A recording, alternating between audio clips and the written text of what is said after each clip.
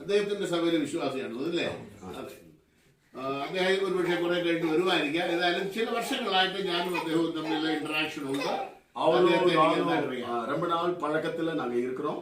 അദ്ദേഹത്തെ എനിക്ക് കുറച്ച് നാളായിട്ട് അറിയാം. ரொம்ப நாளா அவரை எனக்கு தெரியும். അദ്ദേഹം മുഖാന്തരമായിട്ട് ഇവിടെ വരുവാനായിട്ട് ഇടയായത്. அவர் மூலம் தான் நான் இங்க வர்றதுக்கு വായ്പ. ഇന്ന് രാവിലെയും എന്റെ ഭാര്യ ചോദിച്ചു ഞാൻ വരണോ, സഹോദരന്മാർ പാസ്റ്റർമാർ മാത്രമല്ലേ ഉണ്ടായിരിക്കുള്ളൂ എന്ന് ചോദിച്ചു. அன்னைக்கு காலையில கூட என் மனைவி கேட்டாங்க நான் வரணுமா, பாஸ்டர்மார் மட்டும்தான் இருப்பாங்க. ഞാൻ പറഞ്ഞു നീ എനിക്ക് സഹായത്തിനായിട്ട് ഉള്ളവളാണ്, അതുകൊണ്ട് വന്നേ വരട്ടെ. நீ எனக்கு சகாயத்துக்காக உதவிக்காக இருக்கிறவா, அதனால நீ கண்டிப்பா நீ வந்தே தர வேண்டும் அப்படின்னு நான் சொன்னேன். சகோதரிமார் ഇവിടെ ഉണ്ട്, അതോർത്ത് ഞാൻ ദൈവത്തെ സ്തുതിക്കുന്നു. ஆனா இங்க வந்த உடனே சகோதரிமார்கள் நிறைய பேர் இருக்கீங்க. உங்களை பார்த்ததுல எனக்கு ரொம்ப சந்தோஷம். ഇവിടെ പാട്ട് പാടിയ ആ ദേവദാസൻ മനോഹരമായ പാട്ട് പാടി. இங்க பாட்டு பாடின சகோதரர் ரொம்ப அழகா பாடினார். ബാബു നീലഗിരി നന്നായിട്ട് പാടി. ബാബു നീലഗിരി അവരും ரொம்ப நல்லா பாடினார். എന്നാൽ എനിക്ക് പലപ്പോഴും ഈ പഴയ പാട്ടുകളോടാണ് കൂടുതൽ പ്രതിപത്തി. ஆனா எனக்கு பழைய பாடல்களோடு தான் ரொம்ப விருப்பம். അതുകൊണ്ട് ഞാൻ മിക്കവാറും പാടുന്നത് പഴയ പാട്ടുകളാണ്. அதனால நான் அதிகமா பழைய பாடல்களை தான் நான் பாடுவேன். ഞങ്ങളുടെ ഫാമിലി ഡിവോഷൻ ടൈമിൽ ഞാൻ പഴയ തമിഴ് പാട്ടുകളെ തെരഞ്ഞെടുത്ത് പാടാൻ ശ്രമിക്കും. எங்க குடும்ப ஜெபத்துல கூட நாங்க பழைய தமிழ் பாடல்களை தான் நாங்க பாடுவோம். അപ്പോൾ ചിലപ്പോൾ എന്റെ ഭാര്യ പറയും അത് ഇന്നാളി പാടുന്നില്ലേ പിന്നെ അത് പാടുന്നത്. அப்ப என் மனைவி சொல்லுவாங்க அது அனைத்தான பாடணும், பின்னையும் முறையும் இதவே பாடிக்கிட்டு இருக்கீங்க அப்படின்னு. എങ്കിലും ഞാനത് പിന്നെയും പാടും. കാരണം അതിൽ പല പാട്ടുകളും വളരെ അർത്ഥസമ്പുഷ്ടമായ. இருந்தாலும் நான் அதை பாடுவேன். ஏன்னா அதுல ரொம்ப ஆழமான அர்த்தங்கள் நிறைந்த അനുഭവത്തിൽ നിന്ന് എഴുതിയ പാട്ടുകളാണ് പലത്. அனுபவத்தில் நிறைந்து எழுதின பாடல்களாக இருக்கிறது. അതിൽ മിക്ക പാട്ടുകളും സാറാ നവറോജിയുടെ പാട്ടുകളുമാണ്. സിസ്റ്റർ സാറാ നവറോജിയുടെ പാട്ടുകൾ. அதுல ரொம்ப அதிகமா சகோதரி சாராள் நவரோஜி அவங்களுக்குள்ள பாடல்களை தான் பாடும். നിങ്ങൾക്ക് അവർ സുപരിചിതയാണെന്ന് എനിക്കറിയാം. അവരെ தெரியும். നിങ്ങൾക്ക് എല്ലാവർക്കും നമുക്ക് தெரியும். അതുകൊണ്ട് നമ്മളെല്ലാവരും ഇങ്ങനെ ഇരിക്കുമ്പോൾ ഒരു പഴയ പാട്ടിന്റെ ഒന്ന് രണ്ട് അടികൾ പാടാൻ ഞാൻ ആഗ്രഹിക്കും.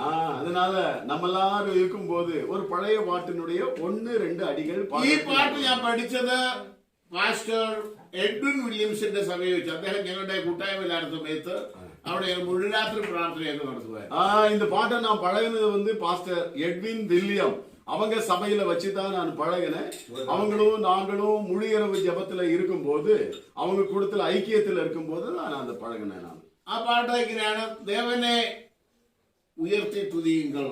அந்த பாட்டு இதுதான், தேவனை உயர்த்தி துதியுங்கள். എത്ര പേർക്ക് പിടിക്കുക? എത്ര പേർക്ക് പാട്ട് അറിയാം എന്ന് കൂടാ? അറിയാതെ കൈ നോക്കിയേ. പഴയ പാട്ട് നമുക്കൊന്ന് പാടി നോക്കാം അല്ലേ? എന്റെ വസനങ്ങൾ പൗലോസും സിൽവാനോസും തിമോഥെയോസും പിതാവായ ദൈവത്തിലും കർത്താവായ യേശു ക്രിസ്തുവിനുമുള്ള തെസ്സലോനിക്യ സഭയ്ക്ക് എഴുതുന്നത് നിങ്ങൾക്ക് കൃപയും സമാധാനവും ഉണ്ടാകട്ടെ. ഞങ്ങളുടെ പ്രാർത്ഥനയെ നിങ്ങളെ സ്മരിച്ചുകൊണ്ട് നിങ്ങളുടെ വിശ്വാസത്തിന്റെ വേലയും സ്നേഹപ്രയത്നവും നമ്മുടെ കർത്താവായ യേശു ക്രിസ്തുവിനെ കുറിച്ചുള്ള പ്രത്യാശയുടെ സ്ഥിരതയും ഇടവിടാതെ നമ്മുടെ ദൈവവും പിതാവുമായവരുടെ സന്നയിൽ ഓർത്ത് ഞങ്ങൾ നിങ്ങൾക്കെല്ലാവർക്കും വേണ്ടി എപ്പോഴും ദൈവത്തിന് സ്തോത്രം ചെയ്യുന്നു. ദൈവത്താൽ സ്നേഹിക്കപ്പെട്ട സഹോദരന്മാരെ, നിങ്ങളുടെ തെരഞ്ഞെടുപ്പിനെ അറിയുന്നുവല്ലോ. ഞങ്ങളുടെ സുവിശേഷം വചനമായി മാത്രമല്ല, ശക്തിയോടും പരിശുദ്ധാത്മാവോടും ബഹുനിശ്ചയത്തോടും കൂടി ആയിരുന്നു നിങ്ങളുടെ അടുക്കൽ വന്നത്. നിങ്ങളുടെ നിമിത്തം ഞങ്ങൾ നിങ്ങളുടെ ഇടയിൽ എങ്ങനെ പെരുമാറിയിരുന്നുവെന്ന് അറിയുന്നുവല്ലോ. ബഹുകഷ്ടം സഹിക്കേണ്ടി വന്നിട്ടും നിങ്ങൾ പരിശുദ്ധാത്മാവിന്റെ സന്തോഷത്തോടെ വചനം കൈക്കൊണ്ട് ഞങ്ങൾക്കും കർത്താവിനും അനുകാരികളായി തീർന്നു. അങ്ങനെ നിങ്ങൾ മക്കെദോനിയയിലും അഖായയിലും വിശ്വസിക്കുന്നവർക്ക് എല്ലാവർക്കും മാതൃകയായി തീർന്നു. നിങ്ങളുടെ അടുക്കൽ നിന്ന് കർത്താവിന്റെ വചനം മുഴങ്ങിച്ചെന്നത് മക്കെദോനിയയിലും അഖായയിലും മാത്രമല്ല, എല്ലായിടവും നിങ്ങൾക്ക് ദൈവത്തിലുള്ള വിശ്വാസം പ്രസിദ്ധമായിരിക്കുന്നു. അതുകൊണ്ട് ഞങ്ങളൊന്നും പറയാൻ ആവശ്യമില്ല.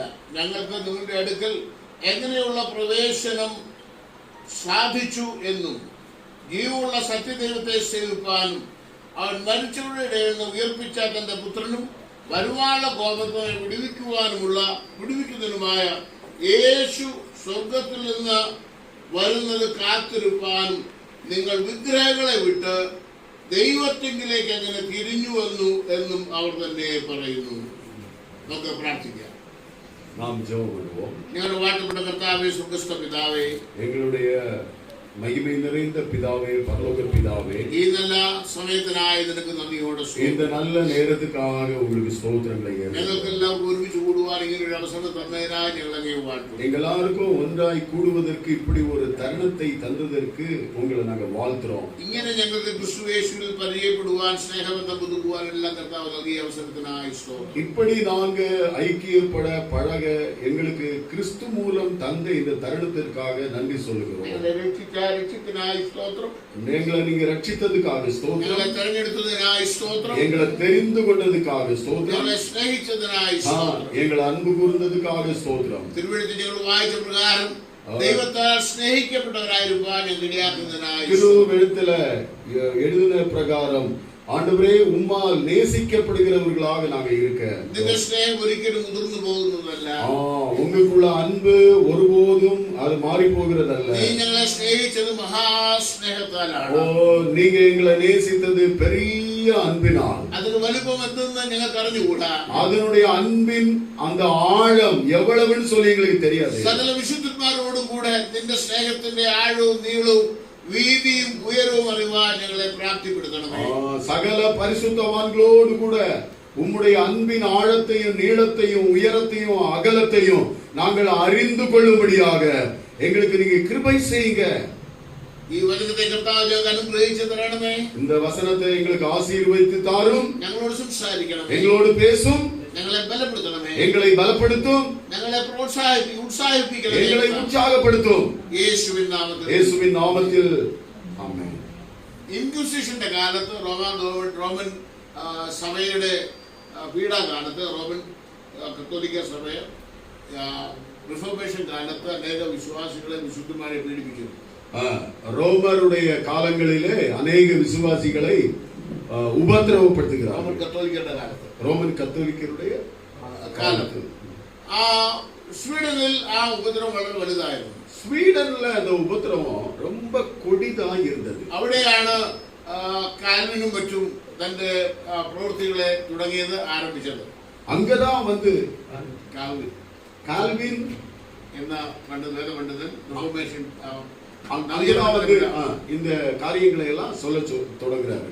അവിടെ ഒരു തടവറയിൽ ഒരു മനുഷ്യനെ പാർപ്പിച്ചിരുന്നു. அங்க ஒரு ஜெயில்ல ஒரு மனுஷனை தங்க வச்சிருந்தாங்க. അദ്ദേഹം ഒരു കുരിശ് ആ ജയിലിന്റെ സെല്ലിൽ വരച്ച ശേഷം அந்த மனிதர் ஜெயில்ல ஒரு சிலுவையை வரைந்த பின் അതിനുശേഷം ഇപ്രകാരം ഒരു വാക്യം എഴുതി വെച്ചിരുന്നു. அதுக்கு பின்னாடி அந்த இடத்துல ஒரு வசனத்தை இப்படி எழுதி வச்சிருந்தார். ദൈവസ്നേഹത്തിന്റെ ഉയരവും தேவனுடைய அன்பின் உயரமும் நீளமும் ஆழமும் வீதியும் അറിയുവാൻ അസാധ്യമാണ്. கண்டுபிடிக்கவே முடியாது. ലോകത്തിലെ എല്ലാ മരച്ചില്ലകളും പേനയാക്കി, உலகத்திலே எல்லா மரத்தின் கொம்புகளும் பேனையாக்கி, உலகத்தில் இருக்கிற எல்லா மரத்தினுடைய கொம்புகளையும் பேனாவாக்கினாய். சமுத்திரத்திலே வெள்ளம் மஷியாக்கி, உலகத்தில் இருக்கிற எல்லா கடலின் தண்ணீரையும் மஷியாக்கினாலும், ஆகாசம் கேன்வாஸ் ஆக்கி எழுதியாலும், ஆகாசத்தை முழுவதையும் கேன்வாஸ் ஆக்கி ஒரு பேப்பராக்கி எழுதினாலும் தெய்வஸ்நேகத்தை எழுதி தீர்க்குவான். ஆண்டவருடைய அன்பை எழுதவே தீர்க்கவே முடியாது. നമ്മൾ എല്ലാവരും ഭാഷ കൊണ്ട് വ്യത്യസ്തരാകാം. நம்ம எல்லாரும் பாஷையில ஒருவேளை நம்ம வித்தியாசமான, ഒരുപക്ഷെ നമ്മുടെ കൾച്ചർ കൊണ്ട് നമുക്ക് വ്യത്യാസങ്ങൾ കണ്ടേക്കാം. ஒருவேளை நம்முடைய கலாச்சாரத்தினால நம்ம வித்தியாசமானவர்களாக എന്നാൽ இருக்கலாம். നാം എല്ലാവരും ദൈവസന്നിധി വരുമ്പോൾ ചില കാര്യങ്ങൾ നമുക്ക് പൊതുവേ പറയുവാൻ സാധിക്കും. ஆண்டவருடைய காரியத்துல நம்ம வரும்போது பொதுவே നമുക്ക് ചില കാര്യങ്ങൾ പറയാനായിട്ടുണ്ട്. சில விஷயங்கள் நமக்கு சொல்றதுக்கு இருக்கு. അതെന്താണെന്നറിയാമോ? அது என்னன்னு தெரியுமா? ഞാനൊരു പാപിയായിരുന്നു, നിങ്ങളും അതുപോലെ തന്നെ. நான் ஒரு பாவியா இருந்தேன், நீங்களும் அதே மாதிரி தான். ഇവിടെ പാപിയല്ലാത്ത ഒരാളുണ്ടോ? இங்க பாவி இல்லாதவங்க யாராவது இருக்கிறீங்களா? ഒരിക്കലും പാപം ചെയ്യാത്തവരല്ലേ, പാപി അല്ലാത്ത ഒരാളും കൂടെ ഉണ്ടോ? ஒரு முறை கூட பாவம் செய்யாதவர்கள் யாராவது இருக்கிறீங்களா? അനേക വർഷങ്ങളുടെ അധ്വാനത്തിന് ശേഷം അപ്പോസ്തലനായ പൗലോസ് തിമോത്തിയോസിന് ലേഖനം എഴുതുമ്പോൾ 1-ാം അധ്യായത്തിൽ 15-16 വാക്യം ഇങ്ങനെ പറയുന്നുണ്ട്. அப்போஸ்தலனாகிய பவுல் தீத்துவுக்கு எழுதும் போது அநேக வருடங்கள் கழித்து அவர் இப்படி சொல்றாரு. അനേക അടികളും പോരാട്ടങ്ങളും നിന്നെയും കല്ലേറും ഒക്കെ ഏറ്റ ദൈവത്തിന്റെ ദാസൻ തടവിൽ കിടന്നുകൊണ്ട് പ്രകാരം அநேக கல்லறிகளும் சாட்டையினால அடிபடுறதும் வாழ்நாள அடிபடுறதும் எல்லாம் தாண்டின பவுல், எல்லா உபத்திரவங்களையும் தாண்டி வந்த பவுல் இப்படி சொல்றார். ரோமர் காராகிரகத்தில் கிடந்துட்டதை எழுதியான ரோமர் சிறைச்சாலையிலே கிடந்துகிட்டு இப்படி எழுதுறாரு.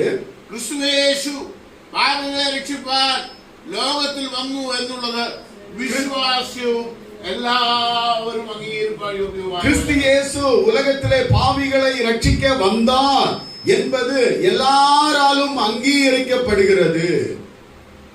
നിങ്ങൾ ഒരുപക്ഷെ ഒരുപാട് വർഷങ്ങൾ സുവിശേഷ വേല ചെയ്യുന്നവരായിരിക്കും. நீங்க ஒருவேளை ரொம்ப வருஷமா சுவிசேஷ வேலை செய்கிறவர்களாக இருக்கலாம். നിങ്ങളുടെ സുവിശേഷ വേലയുടെ ജീവിതത്തിന്റെ അവസാനത്തിൽ നിങ്ങൾക്ക് പറയാൻ ഒരു കാര്യമേ ഉള്ളൂ, ക്രിസ്തുയേശു പാപികളെ രക്ഷിപ്പാൻ വന്നു.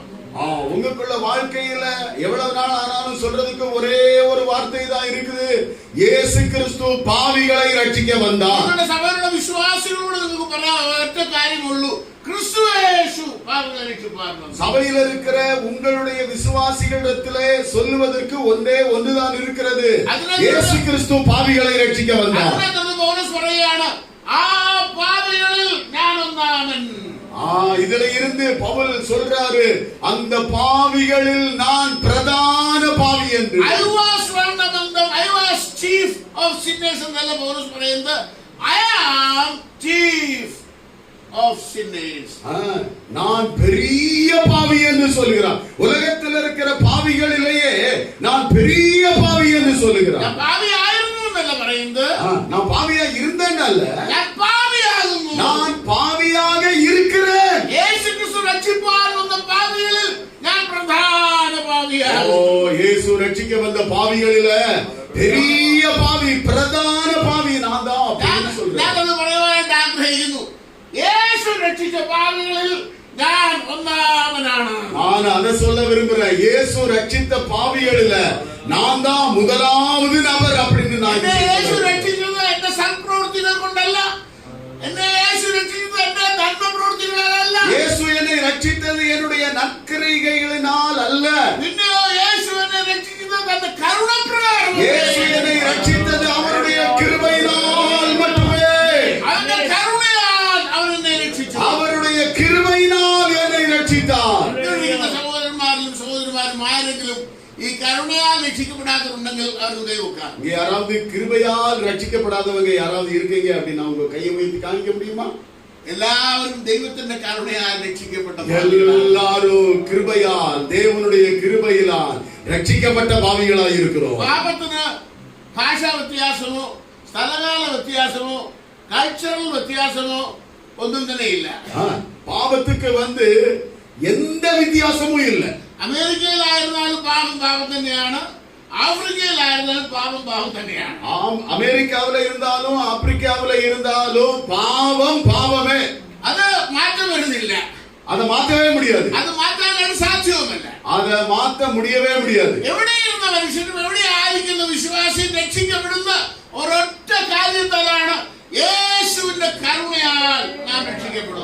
எங்க இருக்கிற விசுவாசியானாலும் இயேசுவின் கிருபையினால் நாம் ரட்சிக்கப்படுகிறோம். മുമ്പേ ദൈവത്തിന്റെ ദാസൻ പ്രാർത്ഥിക്കാൻ പറഞ്ഞപ്പോൾ കൃപമേ കൃപ എന്നൊരു ശൈലി ഉപയോഗിക്കാം. முன்னாடி ஜெபம் நடத்தின அருமையான ஊழியக்காரர் கிருபையின் மேல் கிருபை அப்படிங்கிற ஒரு வேர்டை உச்சரிச்சார். അതൊരു ഫ്രേസ് ആണ്. ഗ്രീക്ക് ഭാഷയിൽ it says grace after grace എന്നാണ്. கிருபைக்கு மேல் கிருபை, கிருபைக்கு மேல் கிருபை, കൃപയ്ക്ക് ശേഷം കൃപ എന്നാണ്. கிருபைக்கு மேல் கிருபை, അതായത് കൃപയ്ക്ക് ശേഷം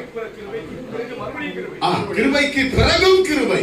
ഇന്നലെ എനിക്ക് ലഭിച്ച കൃപ ഇന്നലത്തെ എന്റെ ജീവിതത്തെ നേടുവാൻ മതിയായതായിരുന്നു. நேற்றைக்கு அனுப்பின கிருபை, நேற்றைக்குள்ள காரியத்தை நான் சந்திக்க எனக்கு போதுமானதாக இருந்தது. ഇന്നത്തെ ജീവിത സാഹചര്യം വ്യത്യസ്തമാണ്.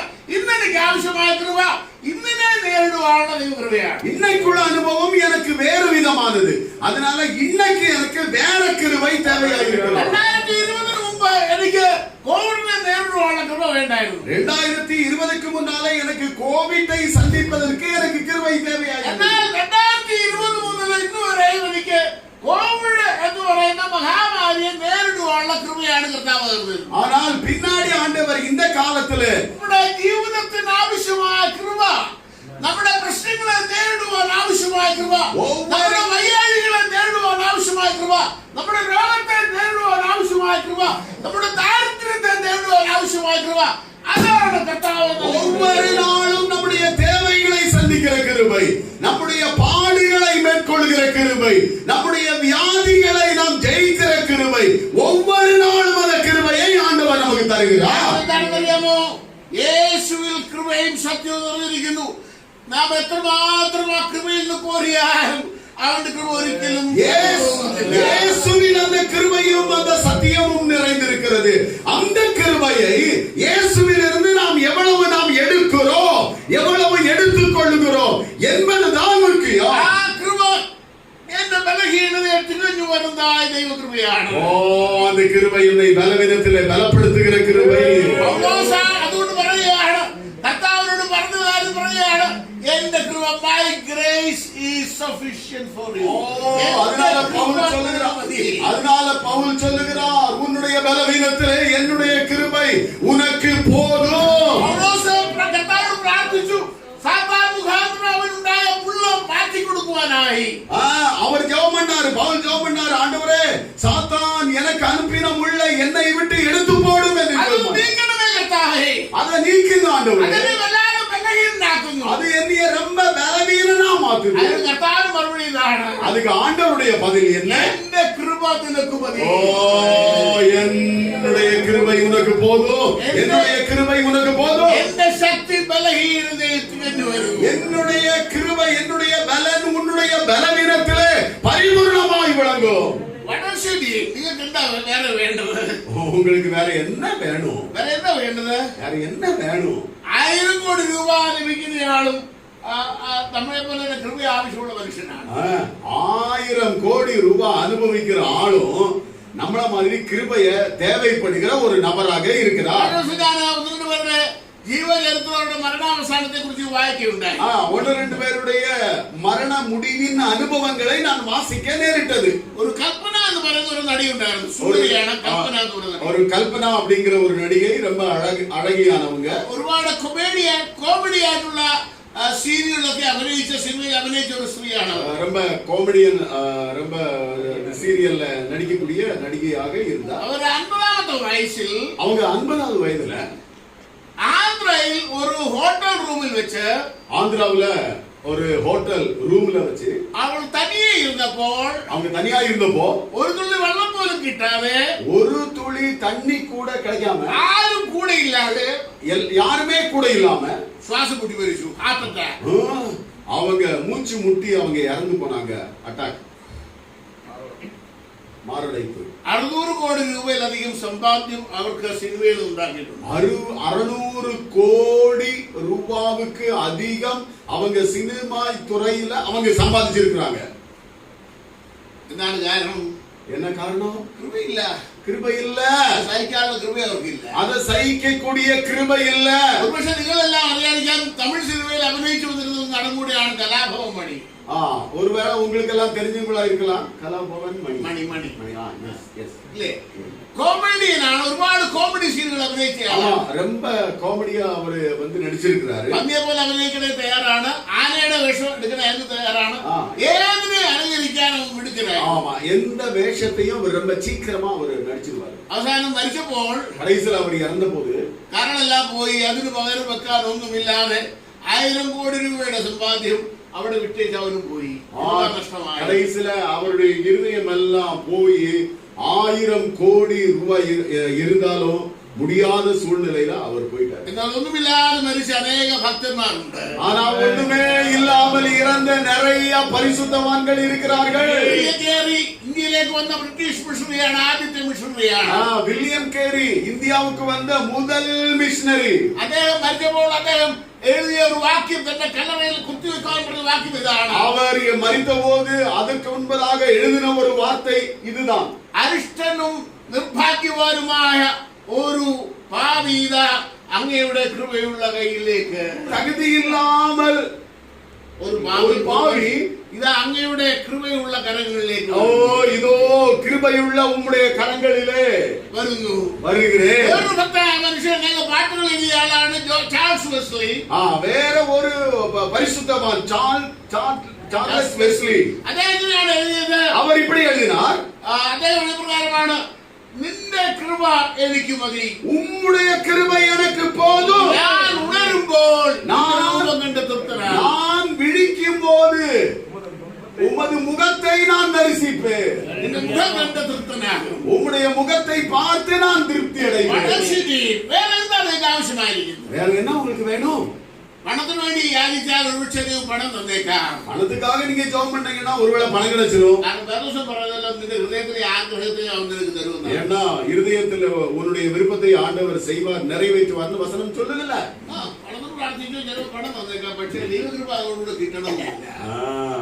நீங்க பணத்துக்காக ஜெபம் பண்ணா பணம் உங்களுக்கு கிடைக்கும் அப்படிங்கறதுனால நீங்க ஜெபம் பண்ணா கிருபை கிடைக்கும் அப்படின்னு இல்ல.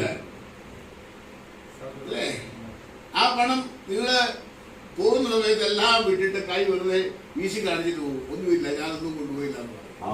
அந்த பணம் கடைசியில நான் ஒண்ணுமே கொண்டு போகல அப்படின்னு சொல்லி காணிச்சிருவோம். மக்களுக்கு வேண்டி பிரார்த்திச்சு മക്കളെ ദൈവഭാഗത്തെല്ലാം വന്നു കഴിഞ്ഞാൽ അവസാനം മരിക്കും പറയും എന്റെ മക്കൾ ആരും ഈ സത്യം അറിയാൻ ഇടയായിട്ടില്ല, ഞാനിതാ പോകുന്നു ദുഃഖിതനായി. ஆமா, மக்களுக்காக ஜெபம் பண்ணிட்டு கடைசியில மக்கள் எல்லாம் ரட்சிக்கப்படல அப்படின்னு சொன்னா இதான் நான் போறேன் அப்படின்னு சொல்லி துக்கத்தோட போகக்கூடிய ஒரு சூழ்நிலை. நல்ல வித்தியாசம் கொடுத்து பிள்ளைங்களுக்கு எல்லாம் நல்ல படிப்பு கொடுத்துட்டோம்.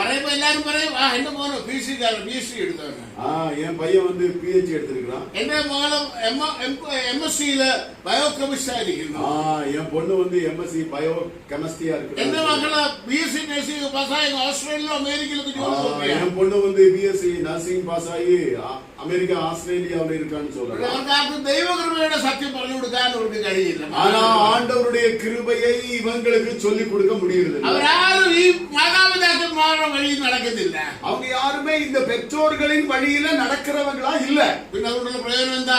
அப்போ இதனால என்ன பிரயோஜனம்? നിങ്ങള് നായകന്മാരുടെ പുസ്തകം പഠിക്കുമ്പോൾ ഒന്ന് നായകന്മാരുടെ രണ്ട് നായകന്മാരുടെ പുസ്തകങ്ങൾ വായിക്കുമ്പോൾ நீங்க ஒன்று ராஜாக்கள் ரெண்டு ராஜாக்கள் புத்தகத்தை நீங்க வாசிக்கும் അവിടെ രണ്ടു കൂട്ടം നായകന്മാരെ കാണാം. அவங்க அங்க வந்து ரெண்டு ரெண்டு பிரிவினர் ராஜாக்களை நாம் யூத ராஜ்யத்தின் ராஜாக்கന്മാരെ കുറിച്ച് ഇങ്ങനെ എഴുതുന്നുണ്ട്. யூதர்களுடைய ராஜ்யத்தின் ராஜாக்களை குறித்து ചില കുറിച്ച് ഇങ്ങനെ എഴുതിയിട്ടുണ്ട്. അവന്റെ അപ്പനായ ദാവീദിന്റെ വഴികളിൽ നടന്നു, இடத்தோட்டோ வலத்தோட்டோ பின்மாறாதே யெகோவாவுடைய கற்பனைகளை அவர்களுடைய பிதாக்களில் வழியிலே நடந்தார்கள், தேவனை பற்றி கொண்டார்கள், வலது பக்கமோ இடது பக்கமோ அவர்கள் சாயவில்லை. அவன் യഹോവയ്ക്ക് അരിഷ്ടമാണെന്ന് ചെയ്തു, തന്റെ അപ്പനായ ദാവീദിന്റെ വഴിയിൽ നടന്നില്ല, അതുകൊണ്ട് ദൈവം അവനെ കൈവിട്ടു. ஆமா, வேற ஒரு ராஜாவை குறித்து சொல்லி இருக்கு, அவர்கள் பிதாக்களின் வழியில நடக்கல, அவங்க தேவனுடைய பிரமாணத்தின்படி நடக்கல, அதனால தேவன் அவர்களை தள்ளினார். மக்கள் ராஜாவான மகன் ராஜாவான என்ன பிரயோஜனம்?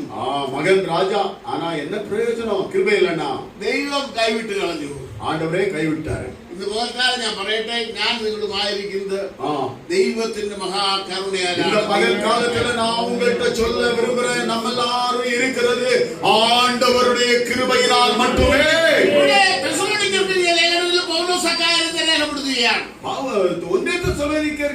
நிருபத்தில் அப்போஸ்தலனாகிய பவுல் அதைத்தான் சொல்கிறார்.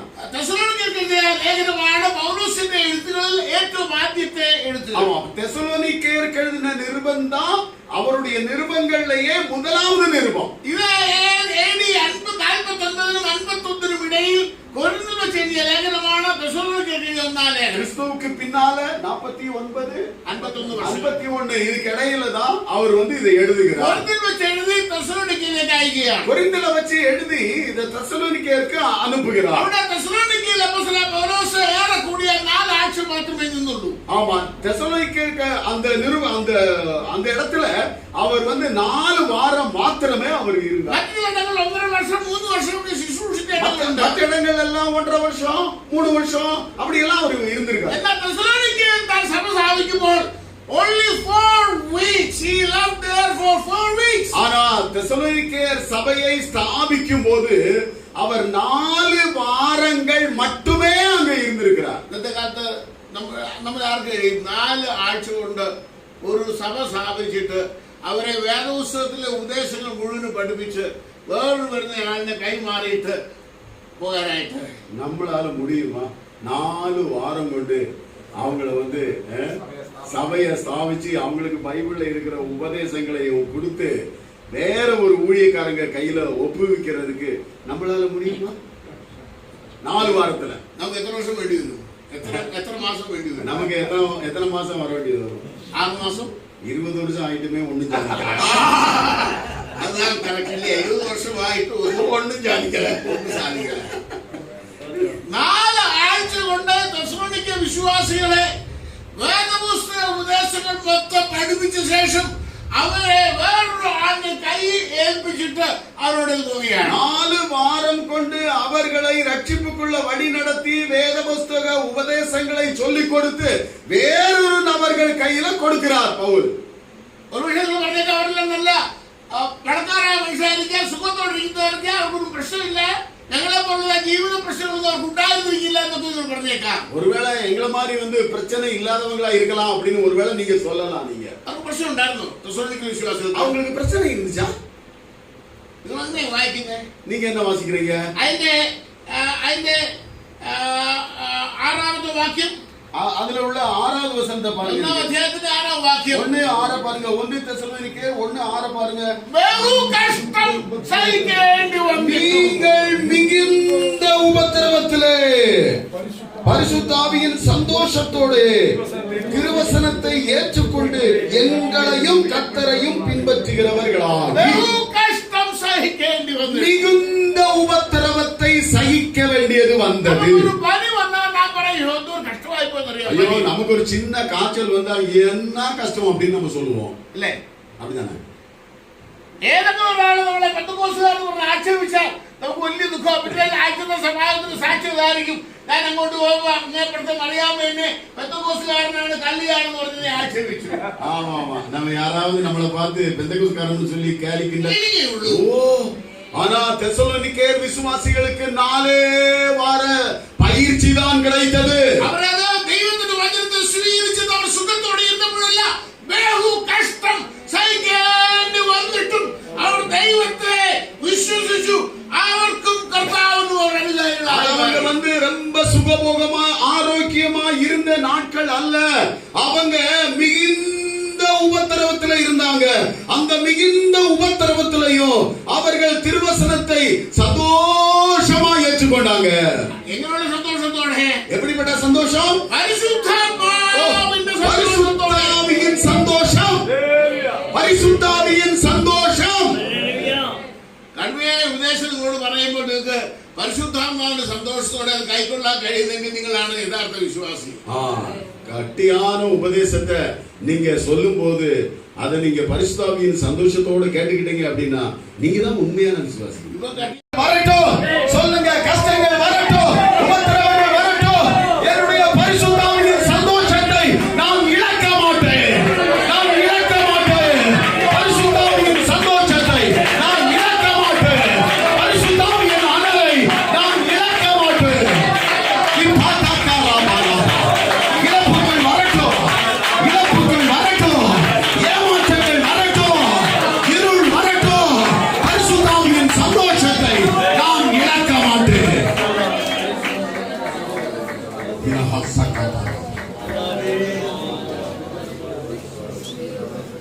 ஆண்டவருக்கு நம்ம அர்ப்பணிக்கிறோம். ஆண்டவரே, நீங்க எங்களை எப்படி நேசிக்கிறீங்கப்பா, எங்களை நீங்க எப்படி நேசிக்கிறீங்கப்பா, எங்களை நீங்க எப்படி நேசிக்கிறீங்க ஆண்டவரே. உங்க அன்பு பெரிய ஆண்டவரே, சொல்லுங்க, உங்க அன்பு பெரிய ஆண்டவரே, உங்க அன்பு பெரிய ஆண்டவரே. கர்த்தரோடு கூட நான் யுகாயுகமாய் இருப்பேன். கர்த்தரோடு கூட யுகாயுகமாய் இருப்பேன். விசுவாசம் துரோகம் எனக்கு நேரிடாதபடி காத்துக்கொள்ள கிருபை தாரும் என்னை அர்ப்பணிக்கிறேன். பரிசுத்தத்தை காத்துக்கொள்ளுவேன். என்னுடைய மனைவியோடு மட்டும் வாழுவேன். என்னுடைய மனைவியோடு மட்டும் நேரத்தை செலவு செய்வேன். என்னுடைய மனைவியோடு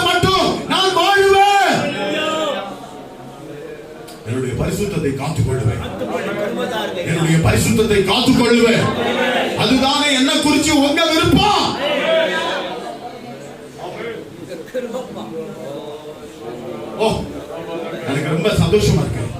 எனக்கு ரொம்ப சந்தோஷமா இருக்கு. ஓ ஹalleluya. இந்த வார்த்தைக்கெல்லாம் நம்மள ஒப்பு கொடுத்து பாஸ்டர் ஜான் கிறிஸ்டி சுருக்கமாக ஜெபம் பண்ணுவார். நம்ம எல்லாத்தையும் அர்ப்பணித்து இந்த வார்த்தைகளுக்காக ஸ்தோத்திரம். ஆண்டவரே, அமெரிக்காவில் இருந்த மேத்யூ டேனியலை எங்கள் மத்தியிலே நீ கொண்டு வந்தீரப்பா. உமக்கு ஸ்தோத்திரம். யாரோ ஆண்டவரே விருந்து படைத்ததல்ல, எங்களுக்காக சமைத்து எங்களுக்காக ஆகாரத்தை ஒழுங்கு செய்து எங்களுக்கு சமைத்து எங்களுடைய ஆத்மாவுக்கு தேவையான ஆகாரத்தை நீர் அனுப்பி தந்ததற்காக ஸ்தோத்திரம். இரண்டு கரத்தை உயர்த்தி ஸ்தோத்திரங்களை சொல்லி எங்களுக்கு சமைத்து கொடுத்த ஆகாரத்துக்காக ஸ்தோத்திரம். எங்கள் ஆத்மாவுக்கு தேவையான ஆகாரத்தை கொடுத்ததற்காக ஸ்தோத்திரம். எங்கள் மனதுக்கு தேவையான ஆகாரத்தை கொடுத்ததற்காக ஸ்தோத்திரம். எங்கள் சரீரத்துக்கு தேவையான ஆகாரத்தை கொடுத்ததற்காக ஸ்தோத்திரம். கொண்டு வந்து தம்முடைய தாசனை பயன்படுத்தும். எல்லாரும் அவரை ஆசீர்வதிக்கும்படியாக அவரை கரங்களை ஹalleluya ஹalleluya. மேத்யூ டேனியல் மேலே தன்னுடைய கரத்தை நீட்டுவோம். கர்த்தர் அவரை ஆசீர்வதிப்பார். அவர் மேல் கொடுத்த வார்த்தைகளுக்காக ஸ்தோத்திரம். கர்த்தர் அவரை தொடர்ந்து பயன்படுத்தும். இந்தியாவிலும் பல நாடுகளிலும் ஆண்டவர் அவரை பயன்படுத்துவீராக.